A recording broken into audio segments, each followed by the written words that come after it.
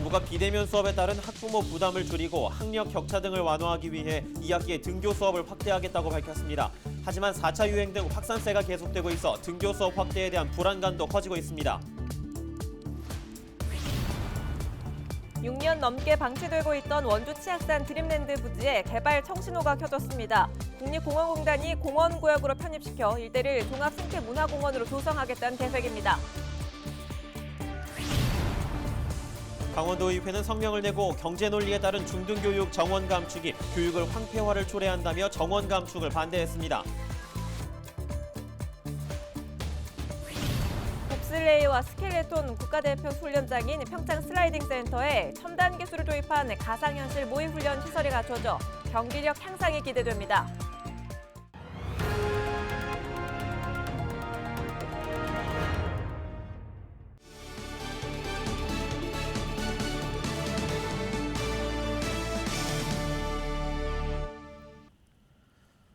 시청자 여러분 안녕하십니까? 헬로티비 강원 뉴스입니다. 2학기부터 초중고교 대부분 학생이 등교 수업을 받을 수 있을 전망입니다. 정부가 방역을 강화하고 등교 인원을 대폭 확대하는 2학기 학사 운영 계획을 밝혔기 때문인데요. 전국에서 하루 2,000명가량 신규 확진자가 발생하는 등 코로나19가 다시 확산되고 있어 일부에선 성급한 조치란 불안의 목소리가 나오고 있습니다. 이송미 기자입니다. 최근 발표된 정부의 2학기 등교 방침. 9월 첫째 주까지는 거리두기 3단계를 기준으로 고등학교만 전면 등교가 이루어집니다. 초등학교는 전교생의 6분의 5까지, 중학교는 3분의 2만 등교 가능합니다. 본격적인 수업이 시작되는 9월 둘째 주부터는 여건에 따라 밀집도를 조정해 등교할 수 있도록 하는데 거리두기 3단계인 강원도는 초중고교 모두 등교할 수 있습니다. 학생들의 학교 복귀가 늦어질수록 교육의 결손은 심화되고 우리 아이들 개개인의 삶에 부정적 영향을 미치며 학교를 가지 못하면서 발생하는 사회적 비용도 매우 커지게 됩니다. 교육부는 사회적 거리두기 3단계에서도 전국 모든 학교에 전면 등교를 시작하고 하지만 일부에서는 불안의 목소리도 나옵니다. 지난 12일 0시 기준 강원도 누적 확진자는 4,831명. 일평균 확진자도 26명으로 여전히 두 자릿수를 기록하고 있습니다. 또 지난달 태백의 한 중학교에서 9명의 집단 감염 사례가 나온 데 이어 최근에는 방과 후 교실에서 학생과 교직원까지 6명이 잇따라 확진돼 교육계 감염도 이어지고 있습니다. 지금 코로나 확진자들이 워낙 많으니까 또 변수가 있지 않을까 이런 생각도 들고 애들은 더 할 거 아니에요. 친구들하고 대화할 때도 그렇고 또 급식소에서도 그렇고 물 마실 때 수시로 마스크를 벗을 것 같아요. 그래서 조금 불안하죠. 강원도 교육청은 바이러스 확산을 막기 위해 다음 달까지 교직원 백신 접종을 마치고 교내 방역을 강화할 방침입니다. 코로나19 사태 장기화에 따른 학습 격차와 돌봄 공백을 해소하기 위한 전면 등교. 밀집도가 높은 학교 현장의 방역과 안전망 확보가 무엇보다 중요해 보입니다. 헬로티비 뉴스 이송미입니다. 원주의 대표 관광지 중 한 곳이던 치악산 드림랜드가 문을 닫은 지 벌써 6년이 지났습니다. 그동안 드라마 단지, 반려동물 시설, 소방훈련기관 등 여러 계획이 나왔지만 모두 무산됐는데요.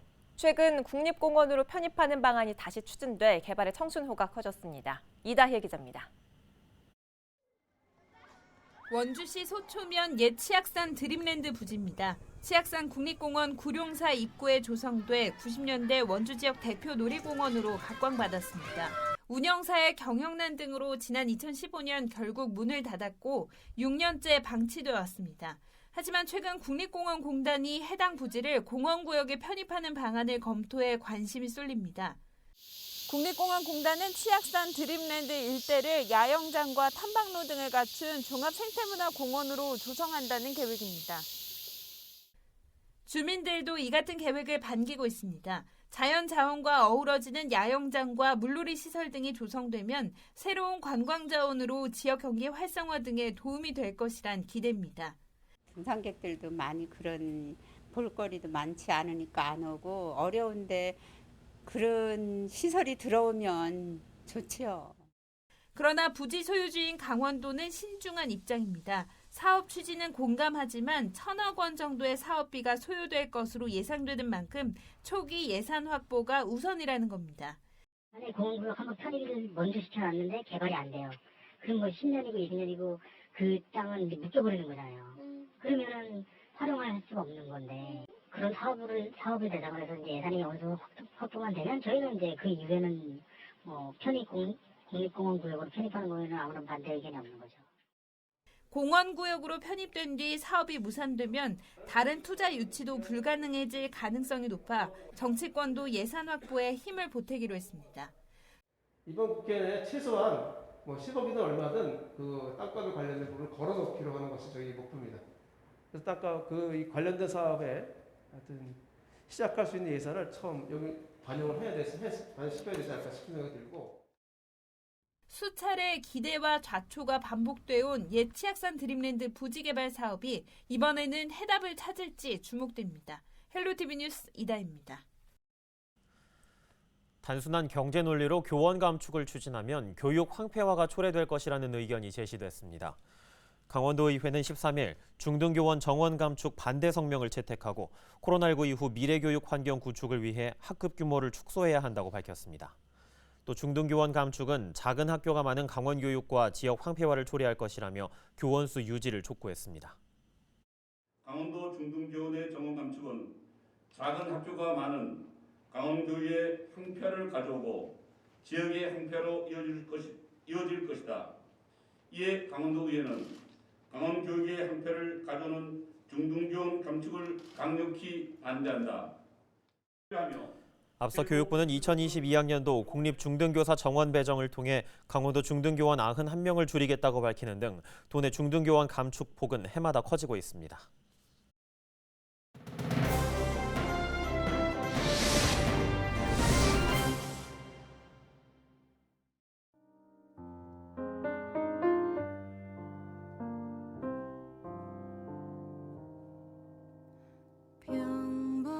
(240에서 14로) 이 변화가 무엇을 의미하는지 여러분들은 아시겠습니까? 현재 생존해 계신 일본군 위안부 피해자 수입니다. 우리 정부에 등록된 위안부 피해자는 모두 240명인데 지금은 14명밖에 남지 않았습니다. 이 14라는 숫자 또 다른 의미를 부여할 수 있습니다. 8월 14일 광복절 하루 전날인 이날은 지난 1991년 일본군 위안부 피해자인 김학순 할머니가 처음으로 피해 사실을 공개 증언한 날입니다. 이를 계기로 전국의 생존자들의 피해 사실을 알렸고 일본군 위안부 문제가 국제사회에 알려졌습니다. 그리고 우리나라 일본군 위안부 피해자 기림의 날이자 세계 위안부 기림일로 정해졌습니다. 이날을 즈음해 각종 행사들이 열리며 우리가 아픈 역사를 잊지 않도록 하고 또 일본군 위안부 피해자들의 아픔을 함께 나누고 있는데요. 꼭 이날이 아니더라도 우리는 위안부 문제를 어렵지 않게 접할 수 있습니다. 매주 수요일이면 전국적으로 수요 시위가 열리고 또한 전국 곳곳에 또 세계 곳곳에 평화의 소녀상도 설치되어 있습니다. 온라인에서도 일본군 위안부 문제 연구소 아카이브 814라든가 정의기억연대 홈페이지를 통해 관련 기록과 위안부 피해자들의 이야기를 접할 수가 있습니다. 우리 민족에 대한 일본의 만행, 그 과거는 아직까지도 청산되지 않았는데요. 이 과거가 과연 청산할 수 있을 것인가라는 생각도 듭니다. 지금 생존해 계신 일본군 위안부 피해자 할머니 14분은 모두 85세 이상의 고령층입니다. 평균 92세. 여기 할머님들의 건강이 날이 갈수록 나빠지는 것도 걱정입니다. 일본의 만행에 대해 분노하고 사과를 요구하는 목소리가 높습니다. 해야 할 요구는 당연히 해야겠고요. 우리의 어머니, 우리의 할머니가 겪은 고통을 이해하고 그 아픔을 보듬기 위한 노력에도 우리 모두가 관심을 가져야 할 것 같습니다. 지금까지 헬로티비 브리핑이었습니다.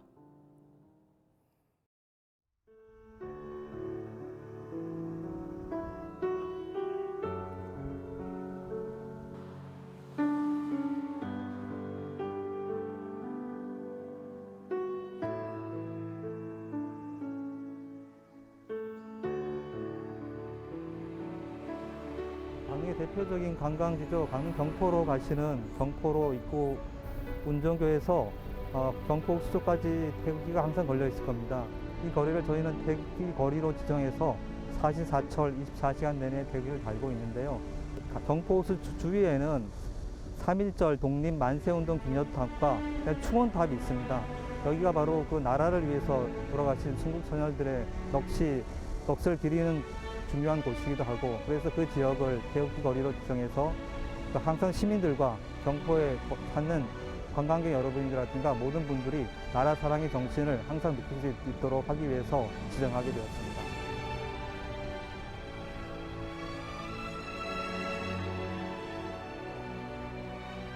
광복절 행사가 코로나 때문에 취소가 된다고 해서 좀 서운했는데, 이제 다니다 보니까 태극기가 많이 걸려 있고 태극기를 걸려 있는 걸 보니까 조금 마음의 위안이 됩니다.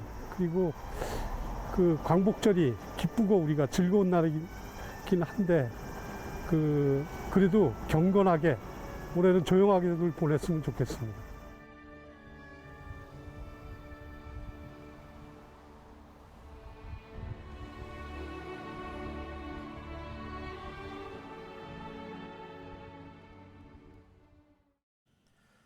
평창 슬라이딩 센터에 동계스포츠 국가대표 훈련과 경기력 향상을 위한 첨단 기술이 접목됩니다. 문화체육관광부는 봅슬레이, 스켈레톤 국가대표 훈련장인 평창 슬라이딩 센터에 첨단 기술을 기반으로 가상현실 모의 훈련 시설을 설치했습니다. 또 세계 최초로 공기압 조절을 통해 다목적 훈련이 가능한 밀폐시설 음양압 공유음 체인버를 도입해 훈련에 활용합니다. 대표팀은 다음 달부터 이곳에서 훈련을 시작할 예정입니다. 벌에 쏘이거나 뱀에 물리는 환자가 급증해 여름철 벌과 뱀 강력주의보가 발령됐습니다. 강원도 소방본부는 8월 들어 하루 평균 100여 건의 벌집 제거 출동을 하고 있다고 밝혔습니다. 또 지난 9일을 기준으로 107명의 벌 쏘임 환자가 발생했고 뱀에 물린 환자도 21명에 달하는 것으로 집계됐습니다.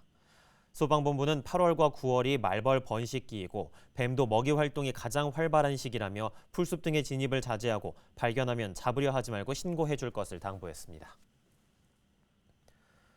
강원도교육청이 직업계고 학생들의 자격증 취득 비용을 지원합니다. 교육청은 도내 학생들의 취업난 극복을 위해 직업계고 3학년 730여 명을 대상으로 자격증 취득비를 50만 원씩 지원하기로 했습니다. 또 실습 역량이 우수한 미취업 졸업생 33명을 선정해 실습 지원 멘토링 프로그램을 운영합니다. 춘천시 보건소 선별진료소에 어린 학생들의 감사 편지가 전달돼 의료진들을 감동시켰습니다. 춘천 드림스타트 사례관리 아동 10명은 더위에도 두꺼운 옷을 입고 코로나19에 걸리지 않게 해줘 감사하다며 의료진들에게 감사 편지를 전달했습니다. 또 방역 최일선에서 일하는 의료진들을 위해 떡 케이크를 만들어 함께 선물했습니다.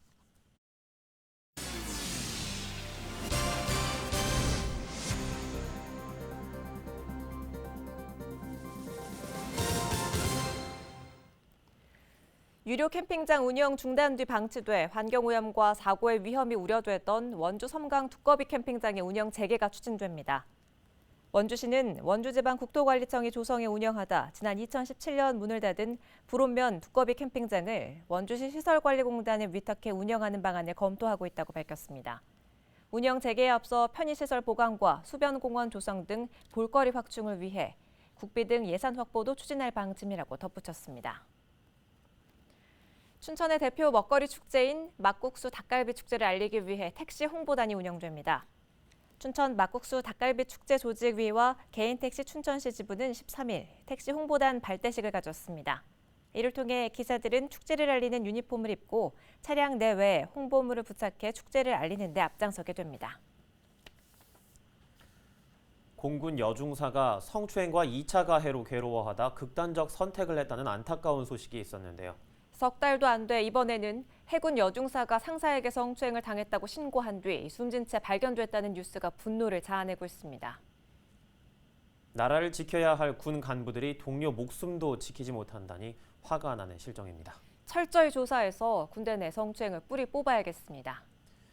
오늘 저희가 준비한 소식은 여기까지입니다. 저희는 언제나 여러분과 함께하겠습니다. 지금까지 시청해주신 여러분 고맙습니다.